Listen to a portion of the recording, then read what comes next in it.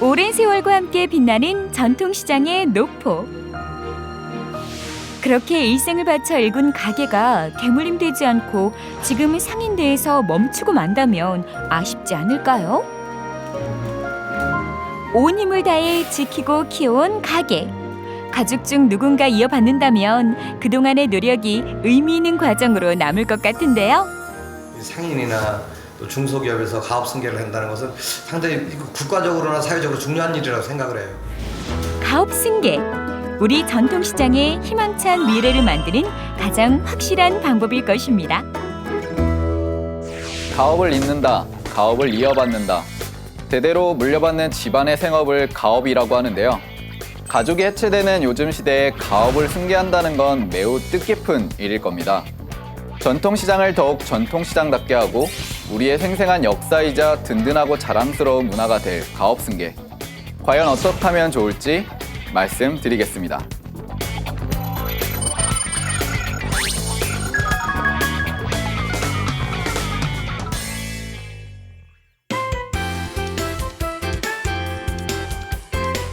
전통시장 상인 여러분, 대박나는 비밀을 알려드립니다. 매출 쓱쓱, 재미 톡톡. 안녕하세요. 보면 볼수록 돈이 되는 장사의 비밀 조현민입니다. 전통은 유지하고 새로운 변화는 받아들이며 오랫동안 사랑받는 특별한 가게들. 오늘 이 시간에는 대를 이어 성장하는 가게들의 가업 승계 성공 비밀을 밝혀보겠습니다. 그럼 강사님을 모셔볼까요? 전통시장 해설사 이희준 강사님을 소개합니다.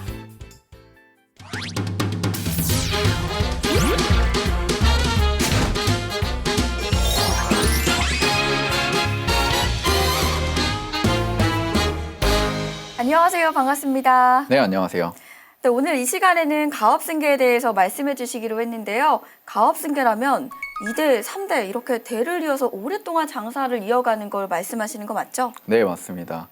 대를 잇는다는 건 사실 쉬운 과정은 아니지만 우리나라에도 2대, 3대, 4대까지 이어져 오는 상점들이 있고요. 네. 외국에도 그런 사례들이 있기 때문에 오늘은 외국의 사례와 우리나라의 사례들을 설명해 드리면서 대를 잇는 가업 승계 과정을 소개해 드리고자 합니다.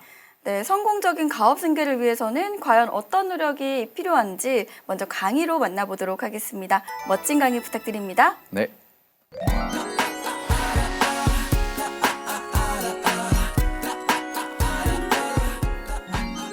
네, 안녕하세요. 전통시장 해설사 이희준입니다. 오늘 가업 승계 편은 전통은 가져가되 새로움을 받아들이는 데 망설이지 말자라는 문구로 시작하고자 합니다. 우리나라 전통시장과 많이 닮아있는 일본 교토의 니시키 시장을 제가 자주 왕래를 하고 있는데요. 그 교토의 니시키 시장에 찾아가시면 칼가게가 한 데 있습니다. 교토 니시키 시장은 400년 전 이제 시작된 시장이고요. 이 시장 안에 있는 칼가게는 무려 450년 전부터 이 자리를 지켜온 칼가게입니다. 이 칼가게는 현재 18번째 주인이 지키고 있는데요. 정확히 말씀드리면 18대째 이 가게를 지키고 있는 겁니다. 이 칼을 사기 위해서 전 세계에 있는 일본 전역이 아니라 전 세계의 요리사들이 줄을 서서 칼을 사기 위해 상담을 받고 있는 가게이고요. 이 가게에서 상담을 받고 난 후 칼이 가게에 있으면 칼을 구매할 수 있지만 칼이 가게에 없으면 이 2달에서 3달 정도 이 칼을 만드는 시간을 기다려야 합니다. 그런데 하나 특이한 것은 이 칼을 구매하고 난 후 요리교실을 수강을 해야 한다는 건데요. 이 요리교실은 초보자부터 정말 요리를 잘하시는 분들까지 수강을 하실 수 있습니다. 요리교실을 운영하는 이유는 이 칼을 만드신 장인이 이 칼을 구매한 소비자가 가장 잘 요리를 할 수 있도록 그리고 더 나은 요리 방법을 터득할 수 있도록 배려를 하는 건데요. 저는 이러한 상점들이 많아져야 된다고 생각을 하고 있고 보통 음식점에 가면 요리를 먹을 수 있지만 사실 칼가게에서 요리교실을 한다는 건 조금 이색적인 모습이거든요. 우리나라도 이러한 장인들의 가게 그리고 100년, 200년, 300년 그리고 400년이 넘은 가게들을 만날 수 있다고 생각을 하고 있습니다. 우리나라에도 대구 양령시에 가시면요. 4대째 약재를 팔고 계시는 상인분들이 계십니다. 할아버지의 아버지는 이제 한의사를 하셨고요. 할아버지는 약재상을 하셨고 아버지는 다시 한의사를 하십니다. 그리고 본인은 다시 약재상을 하시는 4대째 한의학과 그리고 약재와 관련된 업을 이어가시는 분이 계시고요. 또 심포국제시장에 가시면 떡을 판매하시는 떡가게가 하나 있는데요. 이 집은 아버지에서 둘째 형님으로, 둘째 형님에서 본인에게, 그리고 본인은 다시 막내 아들에게로 가업을 물려주기 위해서 많은 노력들을 하고 계십니다. 특히나 이 떡가게 같은 경우는 전 세계에 있는 떡집과 빵집들을 둘러보시면서 어떻게 하면 다음 세대로 잘 이어갈 수 있을까, 이 떡가게를 이어줄 수 있을까에 대해서 연구하시는 분들이 현재 업을 영위하고 계십니다. 이처럼 우리나라에도 100년, 200년 갈 수 있는 전통 있는 상점들이 있다라고 말씀드릴 수 있을 것 같고요. 가업을 잇는다는 게 사실 쉽지만은 않습니다. 하지만 가업을 잇는다면 정말 자부심을 가지셔도 된다라고 말씀드리고 싶고요. 또 한편으로는 우리나라 전통시장 역사에 있어서 뿌리를 찾아가는 과정이다라고 말씀드릴 수 있을 것 같습니다. 가업이라는 게 우리나라에서는 아주 생소하고 낯설지만 일본이라든지 유럽 그리고 미주에 있는 많은 시장들은 가업을 승계하는 상점들이 아주 많습니다. 그 중에서도 대표적으로 우리나라에 있는 상점 하나를 소개해드리고 싶은데요. 제가 가장 좋아하는 어묵집이기도 합니다. 부산역 바로 앞 부산 초량시장에는 어묵집이 하나 있는데 이 어묵집은 우리나라에서 어묵을 처음 만들었던 1세대 노포가 아직도 지휘봉을 잡고 있는 아주 엄한 어묵 가게입니다. 아드님들이 대를 이으셨지만 아직도 매일 아침, 매일 저녁 이 어묵을 만들기 위한 수업을 받고 계시는데요. 이 어묵집에 가면 60년 전 우리나라에서 어묵이 처음 만들어졌던 이야기를 들으실 수 있습니다. 저도 그 이야기가 너무 재밌어서 기억을 하고 있는데요. 가장 대표적인 이야기 중 하나가 어묵을 만들었을 때 사용했던 생선이 옛날에는 자른 고기, 다시 말하면 작은 고기였다고 합니다. 이 작은 고기로 만든 어묵이 정말 맛있어서 옛날 어르신들이 이 추억을 가지고 계시다면 옛날에 먹었던 어묵 한번 다시 한번 먹고 싶다라는 이야기를 많이 해주시는데요. 부산 초량시장은 이때 만들었던 60년 전 만들었던 이 어묵 맛을 재현하기 위해서 많은 노력들을 기울이고 계십니다. 이처럼 어묵 하나 먹었는데 사실은 어묵뿐만 아니라 이 상점의 역사 그리고 이 어묵 가게의 역사와 결을 같이 한다라고 말씀을 드릴 수 있을 것 같은데요. 어묵 하나가 이 어묵 가게의 맛을 그리고 역사를 표현한다고 말씀을 드릴 수 있을 것 같습니다. 어묵 가게처럼 사실 우리나라에는 쌀 가게도 있고 또 방앗간도 있고 또 정육점도 있고 아주 오래된 채소 가게들도 아주 많습니다. 이야기를 듣다 보면 은행원이 상주했던 상점들도 있고요. 포목 가게 같은 경우는 한복을 짓기 위해서 그리고 결혼식에 사용되는 예물들을 사기 위해서 시장에 찾아왔던 이야기들을 많이 해주시곤 합니다. 하지만 지금은 많이 사라진 이야기 그리고 잊혀진 이야기이기도 한데요. 사실 이러한 기록들을 많이 남기시는 게 아주 중요합니다. 그래서 상인을, 상점을, 시장을 그리고 지역사회를 기록하고 표현하라 라는 문구를 전달해 드리고 싶은데요. 상인과 상점을 기록하는 건 쉽지만 사실 시장과 지역사회를 기록하는 건 아주 드문 일이기도 합니다. 그럼에도 불구하고 시장과 지역사회를 기록하고 그리고 상인과 상점을 표현하면 우리나라 전통시장이 다시 한번 활성화될 수 있고 또 많은 고객들과 잠재력을 갖고 있는 잠재 고객들에게 새롭게 전통시장을 소개하는 기회가 될 수 있다고 생각을 하고 있습니다. 아주 오래전 사용했던 도구들이 아마 상점에 남아있을 겁니다. 하지만 너무 오래되고 낡아서 이 도구는 버려야겠다라고 생각하시는 경우가 많은데요. 예를 들면 방앗간에서 쓰이던 아주 오래된 까만 절구가 있다면 그 절구를 가게 앞에 놓아두기만 해도 많은 분들이 관심을 갖기 시작할 겁니다. 그런데 너무 당연하고 너무 일상적이어서 그 까만 절구를 버리시곤 하거든요. 그런데 저는 그 까만 절구를 주워오고 있습니다. 그만큼 역사가 품은 도구와 이야기들을 표현하는 것만으로도 전통시장 상점이 활성화되는데 크게 도움이 될 수 있다라고 말씀드릴 수 있을 것 같고요. 그리고 지금까지는 사진과 글로 이 오래된 상점 그리고 가업을 잇는 상점들을 기록해 왔는데 가능하다면 영상과 음성 파일로 이 오래된 상점과 가업을 잇는 상점들을 기록하시면 더 좋을 것 같다라는 이야기를 드리고 싶습니다. 시대가 많이 변했거든요.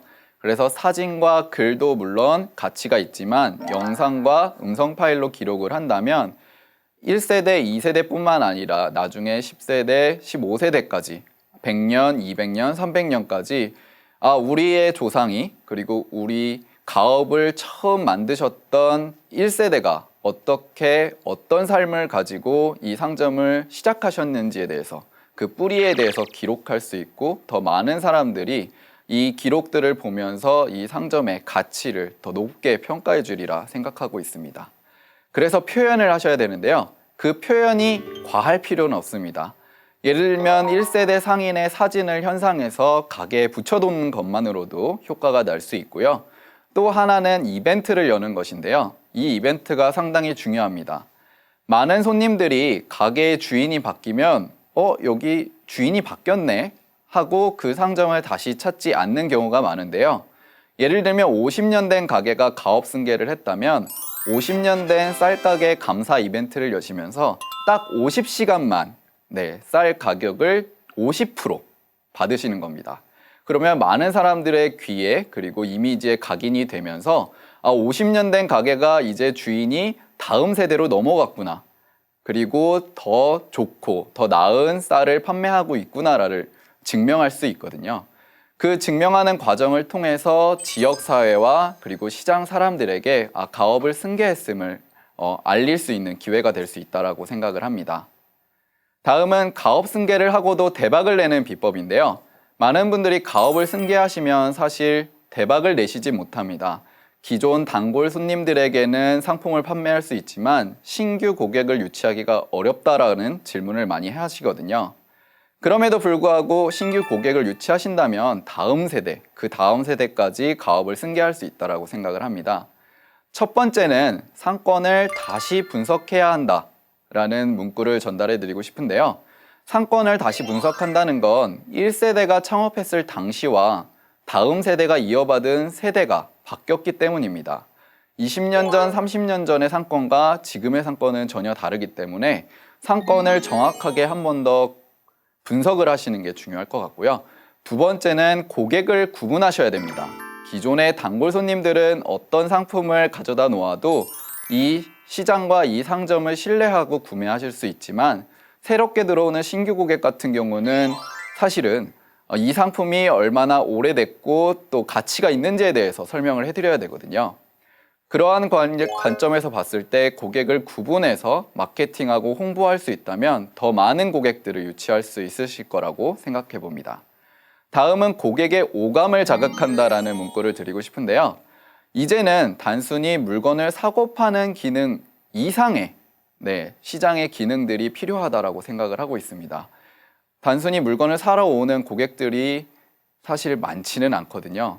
이미 대형마트나 백화점 그리고 온라인 커머스를 통해서 많은 분들이 물건을 구매하실 수 있기 때문에 시장에 찾아오는 이유를 그리고 동기를 만들어 주셔야 됩니다. 참기름을 사려고 하셨을 때 단순히 참기름만 사는 것이 아니라 참기름의 향과 그리고 참기름의 색깔 그리고 참기름의 풍미를 즐기실 수 있도록 오감을 자극하는 어떠한 표현을 해주시면 좋을 것 같고요. 다음은 가업 승계를 적극적으로 홍보하셔야 된다라고 말씀드리고 싶습니다. 사실 가업을 승계했는지 찾아오는 손님들은 아무도 알지 못합니다. 그렇기 때문에 50년 된 가게, 30년 된 가게, 10년 된 가게임을 적극적으로 홍보하시면 좋을 것 같고요. 우리 상점이 1세대에 어떠한 가치, 어떠한 철학을 가지고 영업을 하셨고 2세대는 어떠한 철학을 가지고 앞으로 영업을 할 것인지에 대해서 적극적으로 홍보한다면 많은 분들이 신뢰하고 다시 찾아주실 거라 생각해 봅니다. 마지막이 정말 중요한데요. 5번째는 기본에 충실하라입니다. 사실 많은 분들이 평생 해온 업이기 때문에 사실 이 기본을 잊고 지나가시는 경우가 많은데요. 기본은 아주 단순합니다. 앞치마를 메고 그리고 먼지가 쌓인 간판을 청소하고 매일 아침 우리 상점 앞을 청소하는 것, 그것이 기본의 시작이거든요. 이러한 기본들을 지키신다면 가업 승계를 하는 데 있어서 많은 고객들이 이 상점은 50년 지났지만 50년이 흘렀지만 아직도 처음처럼 활동을 하고 있구나, 처음처럼 장사를 잘 영위하고 있구나라는 걸 느끼실 수 있을 것 같습니다. 가업 승계는 한 집안의 일생을 이어받는 아주 고귀한 과정입니다. 저는 우리나라에도 100년이 넘는 아주 오래된 상점들이 많이 나올 수 있다고 생각을 하고 있고, 그리고 아주 많이 나와야 된다고 생각을 합니다. 아주 어려운 작업이지만 더 많은 가업 승계를 이어가는 상인들이 나왔으면 좋을 것 같고요. 한 집안의 일생이 한 시장의 일생이 될 수 있고, 그리고 한 사회의 역사가 될 수 있다고 생각합니다. 가업 승계를 한 상점들에 많은 고객들이 찾아가 주시면 더 좋을 것 같고, 그리고 이 가업 승계를 하시는 분들이 자부심을 가지고 다음 세대로 이어주기 위해서 더 열심히 가업을 이어가셨으면 좋을 것 같습니다. 이상입니다. 감사합니다. 뿌리 깊은 전통이 대대로 전해지기란 쉽지 않습니다. 하지만 여기 약 30년간 전통의 맛을 고수한 가게가 있는데요. 바로 공주 산성시장에 위치한 부자떡집. 이름처럼 부자 되는 부자떡집의 비결, 과연 무엇일까요? 모두가 잠든 시각. 환하게 불이 켜진 가게. 김이 서린 유리창 너머 열심히 일하는 사람이 보입니다. 도대체 왜 이런 꼭두 새벽부터 분주하게 일을 하는 걸까요? 새벽에 한 3시부터 한 9시까지 바쁘죠. 그때가 다 만들어야 이제 9시부터 오후에 파니까. 줄줄이 시루에서 나오는 떡들. 갓 나왔기 때문에 신선한 것은 물론 쫀득쫀득 그 쫄깃한 맛은 떡집의 자랑이자 인기 비결입니다. 떡의 모양 또한 각양각색, 종류가 참 다양하네요. 23살 때부터 11년 정도 된 거예요. 아니 근데 사장님 곁에서 졸졸졸 따라다니며 잔소리를 하는 사람은 누군가요? 급기야 떡 자르는 자리까지도 양보하고 마는데요. 떡 자르는 폼이 딱 봐도 예사 솜씨가 아닌 것 같죠? 얼마 34년 됐나? 부자떡집 간판 달고 이사를 떡집으로만 이사 다닌 게 하나, 둘, 셋, 네 번째. 이 떡집의 역사를 알기 위해 지난 1987년으로 거슬러 올라갑니다. 당시 나이 29살. 도넛 장사, 만두 장사, 김밥 장사까지 온갖 장사를 했는데요. 그동안 익힌 경험과 실패를 통해 얻은 실전 노하우로 시작한 이곳 떡집. 문 열고 10년이 지나서야 본격적으로 상승세를 타기 시작합니다. 단순히 오래된 점포가 아닌 지역의 자존심이자 전통의 맛을 고수한다는 신념 하나로 가게를 이어온 심재승 장인. 가업 승계를 결정하기까지 쉽지만은 않았다고 하는데 어땠나요? 아이고, 소매가 어떻게 마음에 들어? 소매 이게 마음에 들질 않지. 비법을 전수할 땐 누구보다 강하고 엄하게. 아버지와 아들의 관계를 떠나 스승과 제자로 만나는 두 사람. 안쓰러운 생각도 들어가지. 내가 평생 이제 힘들게 했던 일을 아들이 한다니까 생각도 들어가고, 또 한편으로는 또 이런 일들이 이제 끊길 것 같은 생각이 있으니까 아들이 한다니까 좋았지. 두 가지 생각이 같이 들어오더라고. 가업을 잇기 위해 눈물을 머금은 세월도 있었지만 지금은 누군보다 믿음직스럽고 어엿한 가게의 사장이자 자랑거리인 아들. 이젠 척하면 척, 호흡도 착착. 어느새 나란히 어깨를 견주며 같은 길을 걸어가는 부자지간입니다. 한 6년에서 7년 사이 정도 이제 가게에 있어주니까 할 수 있겠구나 하는 생각이 그때 들어가더라니까. 반질반질 기름칠부터 포장까지 일일이 손수 작업하는 심정읍 사장. 누가 그 아버지의 그 아들 아니랄까. 하나부터 열까지 꼼꼼한 정성 그대로 대물림 받았습니다. 그동안 해온 게 아빠가 해온 게 아까우니까 만약에 제가 안 하면 이제 아빠는 은퇴하시면 없어지는 거니까 가게 자체가 아깝잖아요. 그 기술 30년 동안 축적해온 기술인데 그냥 사라져버리는 거니까. 이 모든 과정을 지나 둥근 애가 떴습니다. 이른 아침 가게 오픈과 동시에 손님들의 발길이 끊이지 않는데요. 이렇게 손님의 방문이 많은 이유 무엇일까요? 어쨌든 뭐 재료가 좋은 것 같아요. 그리고 간이 비율이 좋은 것 같고요. 전통을 잇는다는 것이 우리에겐 어떤 의미일까요? 가업승계는 작게 보면 집안의 대를 잇는 것이지만 멀리 보면 전통시장의 맥을 잇는 중요한 열쇠일 수도 있다는 사실. 부자 떡집의 오랜 전통, 100년 만년 쭉 이어가시길 바랍니다.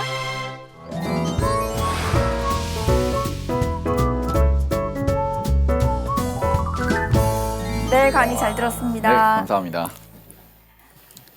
네, 강의에서 몇 대째 꾸준히 가업을 이어오고 있는 우리나라 전통시장의 가게들과 또 일본의 사례들을 말씀해 주셨는데요. 네.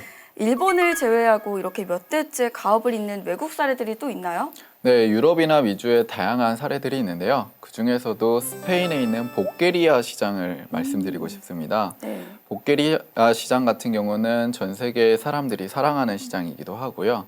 또 농산물, 축산물, 수산물이 아주 가득한 이제 식재료 시장이기도 한데요. 이 시장의 상점들을 방문하면 네. 3대, 4대째 같은 가업을 이어받고 있는 상인들이 아주 많습니다. 오. 그리고 청년 상인이라고 해야 될까요? 가업을 이어받은 젊은 상인들이 많기 때문에 아주 활기가 넘치고 그 상인들이 자부심을 갖고 장사를 영위하고 있기 때문에 우리나라 상인들이 많이 참고할 만한 시장이라고 말씀드릴 수 있을 것 같습니다. 아, 그렇군요. 바르셀로나에 있는 복케리아 시장 말씀하시는 거 맞죠? 네, 맞습니다. 말로만 들어도 정말 대단한 것 같은데요. 국내에도 3대, 4대씩 이렇게 대를 이어서 장사하는 전통시장들이 많이 생겨났으면 좋겠습니다. 또 현재 가업승계를 하려는 상인분들도 많이 계실 텐데요. 후계자가 될 자녀에게 어떤 점을 특별히 신경 써서 가르쳐야 될까요? 네, 제가 만나본 대부분의 1세대 상인들이 항상 하시는 말씀이 있습니다. 초심을 잃지 마라. 오. 네, 그리고 초심을 기억하라는 말씀을 2세대, 3세대 상인들에게 해주시는 걸 많이 봤는데요. 대표적으로 청주에 있는 네. 이제 청주 육거리 시장에 있는 방앗간이 대표적인 사례라고 말씀드릴 수 있을 것 같고요. 네. 아드님 두 분이 이어받으셨는데 아직도 1세대 상인이 나오셔서 단골 손님들을 맞이하십니다. 나오시는 이유는 쉬실 수도 있지만 손님을 맞이하는 첫 과정부터 네. 초심을 잃지 말고 손님을 항상 귀하게 대하라는 메시지를 던져주고 계시거든요. 그래서 초심을 잃지 않는 것이 이 가업승계의 첫 번째 단추가 아닐까 생각해 봅니다. 아, 그렇군요. 초심을 잃지 마라 꼭 기억하셔야 되겠네요. 그러면 오늘도 보면 볼수록 돈이 되는 장사의 비밀 시간이 돌아왔습니다. 이준 강사님이 말하는 장사의 비밀 어떤 걸까요?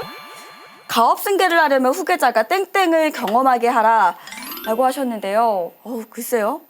가업승계를 하는 후계자라면 정말 다양한 경험들을 많이 해봐야 될 것 같은데요. 네. 특히 어떤 고객이 와도 좀 당황하지 않도록 진상 고객을 경험해봐야 되지 않을까요?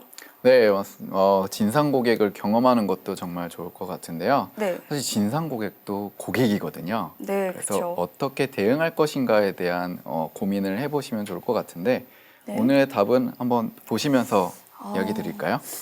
과연 정답은 무엇일까요? 실패요? 네. 성공도 아니고 실패를 경험하는 게 중요한가요? 네, 많이 중요합니다. 대부분의 1세대 상인들이 말씀하시는 게 네. 내 아들은 네. 내 아들은 한 번쯤 실패를 해봐야 된다. 라는 이야기를 많이 해주시거든요. 네. 특히 어묵을 만드시는 분들은 다음 날의 온도와 습도와 날씨까지 고민해서 어묵을 만들어 주시곤 하거든요. 네. 그런데 이 온도와 습도와 날씨가 바뀌는 걸 알려주시지 않습니다. 오. 본인이 체감하고 느껴보고 경험을 통해서 실패를 한 후에 체득을 하기를 바라시거든요.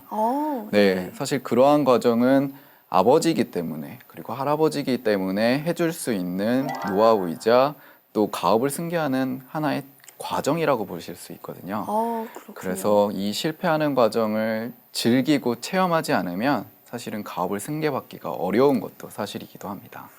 그렇군요. 진정으로 내 가게와 또 후계자를 위한다면 스스로 노력할 수 있는 환경을 만들어줘야 된다. 이런 말씀이신 거죠? 네, 맞습니다. 그렇다면 두 번째 비밀을 열어보도록 하겠습니다. 가업 승계가 성공하려면 땡땡이가 필요하다. 뭘까요? 조금 뻔한 답일 수도 있는데요. 제 생각에는 능력 있는 후계자가 네. 필요하지 않을까라는 생각이 드는데요. 네, 능력 있는 후계자가 있다면 아마 대부분의 이제 1세대 상인이 가업을 물려주기 위해서 최선을 다하실 겁니다. 네. 네, 특히 유럽이나 일본의 사례 같은 경우는 일부러 똑똑한 아들에게 네. 혹은 따님에게 물려주기 위해서 양자를 바꾸기도 오. 하는 경우도 있는데요. 정말요? 네, 그만큼 가업을 잇는다는 건 쉽지 않은 길이기 때문에 더 똑똑하고 더 유능한 자식에게 물려주는 경우가 아주 많습니다. 네. 그런데 오늘 답은 아니었고요. 아니군요. 네. 한번 열어보도록 하겠습니다. 가업 승계가 성공하려면 계획표가 필요하다. 네, 그렇군요. 가업 승계를 하는 과정이 사실은 단기적으로 이루어질 수 있는 과정이 아니고요. 네. 대부분의 가업 승계를 하는 분들을 찾아뵈면 네. 보통 10년 이상 네, 가업을 물려받기 위한 수업을 받고 계십니다. 그렇기 때문에 중장기적인 그리고 단기적인 계획을 철저하게 세우셔서 준비하는 과정이 필요하다는 걸 알려드리기 위해서 오늘 계획표가 필요하다라는 이야기를 준비해 왔습니다. 그렇군요. 저는 가업 승계라고 해서 그냥 후계자한테 물려주기만 하면 되는 줄 알았는데 철저히 준비하고 계획해서 진행해야 될 것 같습니다. 오늘 가업 승계에 대한 이야기를 나눠봤는데요. 네. 오늘이 강사님과 함께하는 이 마지막 시간이라고 들었습니다. 아쉽네요. 네, 정말 아쉽습니다. 네. 끝으로 전통시장 상인분들을 위해서 한 말씀 부탁드립니다. 네, 굳이 가업을 승계하시는 상인들뿐만 아니라 전통시장에서 상인으로서 활동하시는 모든 분들이 자신이 전통시장에서 업을 이어가고 있다는 사실 하나만으로도 자부심을 가지고 자신감을 갖고 상인으로서 활동을 하시면 좋을 것 같습니다. 네, 좋은 말씀 정말 감사드립니다. 지금까지 전통시장 해설사 이희준 강사님과 함께했습니다. 감사합니다. 네, 감사합니다.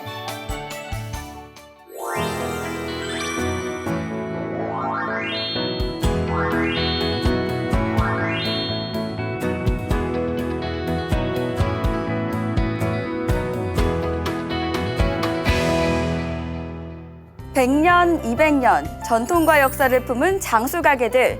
우리 곁에도 그런 가게들이 더욱 많이 생겨날 수 있도록 함께 노력하고 준비해 나갔으면 합니다.